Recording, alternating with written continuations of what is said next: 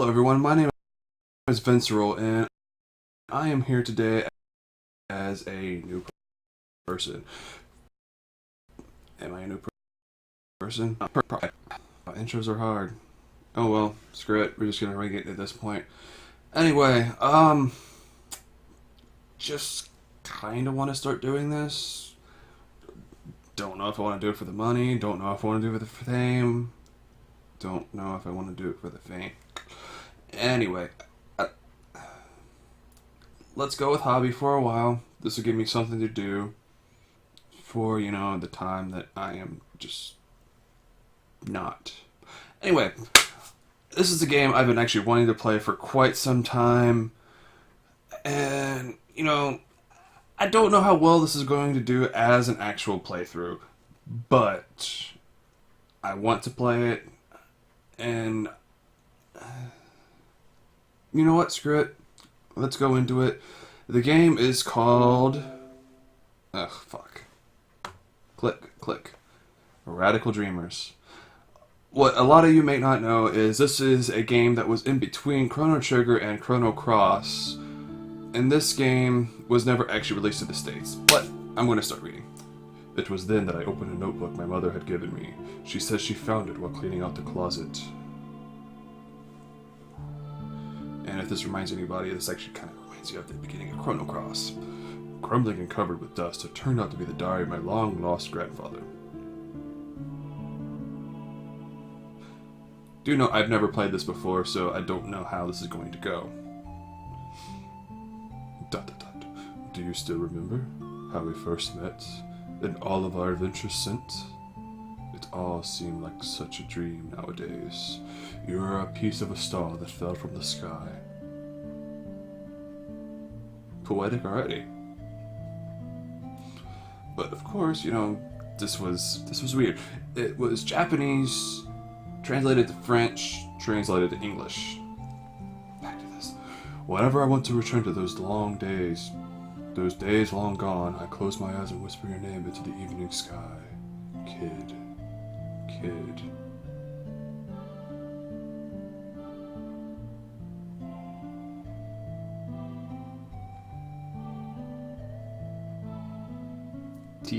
I'm very excited about playing this in all honesty. I know it's just, choose your path, just pictures and blah blah blah through it, but I'm a geek like that. Back to this. Kid. Hey kid. Actually, I don't know why I'm giving him such a deep, just voice. Because this is supposed to be, is it Serge or Sergey? I'm gonna make it Sergey.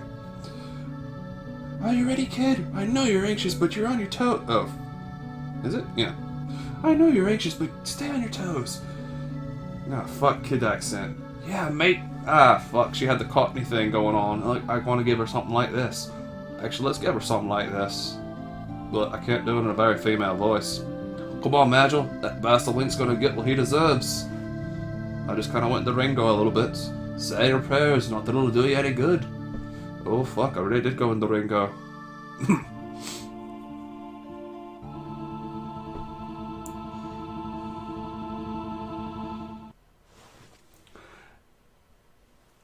See? Le Trésor interdit.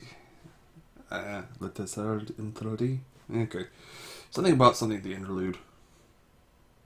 Anyway, onward we go. Now, I will try to do this...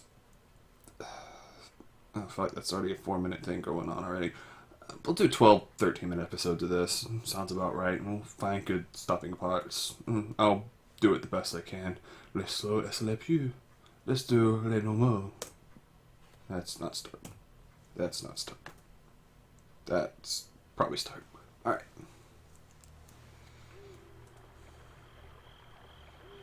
Lord, did your information help? I thought the perimeter counterspell would be quite a problem. I don't even know who this is supposed to be. Yeah, it was Kid. Haha. Kid's braids sway gently from side to side in the cool nighttime. That's the one. Nighttime breeze. So far, we managed to slip through the magical shield. Damn it, I can't read today. Through the magical shield network undetected and sneak into the Lynx's domain. Still, the inner region can make for some pretty rough travel. Kid, Magil, and I comprise this party of 3. Yes, Sergei. Sergei is going to have a voice like this. Magil? Don't know yet. It's been something like 3 years since Kid and I met. Back then I was a drifter, wandering wherever my music led me. I forgot. Sergei grew up to be a minstrel. Alright. During my stay in the remote town of Regora, I ended up running into a girl who later joined me, leading to the beginning of all of this. That girl was Kid. I don't even think it's the same voice I was using at the beginning. Kid is a thief, of course. Not even 17 years old, she's already widely renowned as a top professional. To make matters worse, she's cute, devilishly stylish, and a sparkling personality. And boy, can she cook. If you ask her, that is... Yeah, I've screwed that little apostrophe. Calma. That's what it is. Well, to be completely honest, she has her share of problems as well. She likes to think of herself as a kind of Robin Hood, stealing from the rich and giving to the poor. But that's just not the case. At times her sharp tongue can get the best of her, viciously lashing out at anyone who stands in her way. She exaggerates every other word and sometimes lies outright, but as for listening to other people, well, forget it. When it comes to money, well, I've never met anyone greedier in my life. Her relentless pursuit of wealth is ironic, considering she's a nomad like me. I don't know. Maybe I'm being too hard on her. She has her good points, too. She can really shine sometimes when she wants to. Glancing back over my shoulder, I noticed a silhouette silently emerge from the grove. Magil. This associate of Kid's is known to only as Magil of the Shadows. I know next to nothing about him except for the fact that he somewhere knew Kid before I came into the picture. Which everybody has the idea that Magil is Magus. I liked Magus. A high-class magician of some sorts, he looks to be about 30. He usually keeps to himself, though. The top half of his face is covered with a mask at all times. I've never even seen what it really looks like. I'm losing hearing in my left ear for some reason. At times it seems as though I'm hanging around someone from another world. Traveling with this pack is definitely an interesting experience. I screw that up again. Quid's quiet about her past too, but it's like I know her. Try it again. Kid's quiet about her past too, but it's like I know her entire life story compared to how little I know about Magil. From time to time, I find myself wondering who he is, where he came from, and so on. I'd ask Kid, but I'd get the impression she knows as little about him as I do. You might be wondering, how did I end up where I am now? Well, there's a lot of reasons, I suppose. I guess you could say that life doesn't always go how you plan. Suddenly, Kid comes to an abrupt stop. Seems like somebody wants to say hello. Out of a nearby thicket, 2 shimmering eyes catch my attention. Whatever it is staring at me silently. After a few moments, a few more pair of eyes appear. They seem to be surveying the area. Kitty cats. My favorite. A deep feline growl. Yeah, I said that, right? Growl. Breaks the uncomfortable silence, and I realize we're being hunted by a pack of feral cats. A few of the fingers slowly approach from behind the trees. I look behind me only to see what they've already encircled us. I really can't read today. A few more slowly creep in, now totaling about 10. Chills run down my spine. In a daze, I clumsily unsheathe my knife, grasping it tightly as I bite my lip. That is how I read. Kid stands nearby with an air of composure. Careful, mate. God damn it. Careful, I can't do it. Careful, mate. These buggers are probably rabid. Yeah. I give up. Give up! The growling increases, now a constant rumble all around us. Their yellow eyes shimmering like jack-o'-lanterns while saliva drips from their snarling jaws. The middle one's stomach gurgles as the eyes widen, fixed directly on me. Looks like we ain't getting out alive without a fight.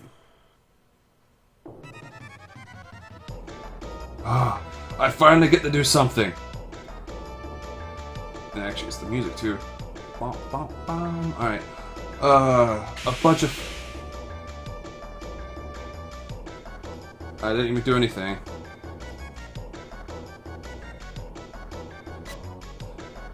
Kid suddenly dives into the pack, delivering an awesome strike to one of the beasts. I must have hit a tag then. A painful howl of physio added to already heated commotion. The cat crouches, readying itself for a pounce. With its claws extended, it suddenly leaps towards me. I instantly dive out of the way. The razor-sharp claws miss my chest, yet still manage to tear a painful scratch into my side. Damn it! Gritting my teeth, I regain my focus. This time, magic! As I try to remember a spell, a cat suddenly leaps directly at my head, its huge jaws wide open. No! I raise my arm to guard my face. Pain sears into my arm. Struggling and tangling with the creature, I manage to pry it off, keep it at a distance. Sergey, behind you! God damn it! I need to just... try not to even do a Cockney voice. I could have said it, Sergey, behind you! There we go. I turn around to see them face to face with a pair of ravenous eyes. Fuck. I didn't even do anything! The cat suddenly pinned me against the tree, making me painfully aware of how huge its fangs. And a horrible smell. Its large mouth opens wide, ready to take its first bite. It snaps at me, sinking its teeth into my shoulders. Ah! Damn it. In desperation, I put the cat off me and it collapsed to the ground. God damn it, now it's not the time for fooling around. Oh fuck, that's not even my voice. I hear Kid's voice shout at me in the midst of howls and screeches. I look over to see the beast now lie on his back, pouring blood from his mouth with a knife planted in his belly. I take a deep breath and try to tighten my grip of my knife, now slippery with sweat. Then, out of nowhere, Kid flashes across my field of vision, landing a direct hit onto the cat beside me. The cat screeches in pain as Kid pins to the ground, stomping and kicking it with all her rage. Without a moment's delay, she boots the animal underneath its jaw. It moves no more. All of a sudden, the crazed atmosphere gives way to a war cry behind me. I whip around to see Madge's infernal spell setting a cat head ablaze. It jumps up, screeching and howling in madness before running away wildly. In confusion, it runs directly into tree and knocks itself out cold. And that is how a battle happens in this game. You press nothing and just shit happens. Alright, I'm at this point where I'm nearing 13 minutes. Let me go ahead and end the video at this point. And we will continue on, hoping that I do not completely screw up more and more and more. But that's going to be everything. Let's go ahead and end this up. Don't know if I want to have an extra video. We'll figure that out as time goes by. I'm not even staring at a camera, because I'm staring at my face. Pretty, pretty face. You do me good. Justice. Anyway, come back next time for part 2 of Radical Dreamers, the word adventure of my voice acting skills never being fully achieved. See you next time. Next time. And recording. Recording stop. Stop recording. Stop recording now. Voice does not work. Click the button now.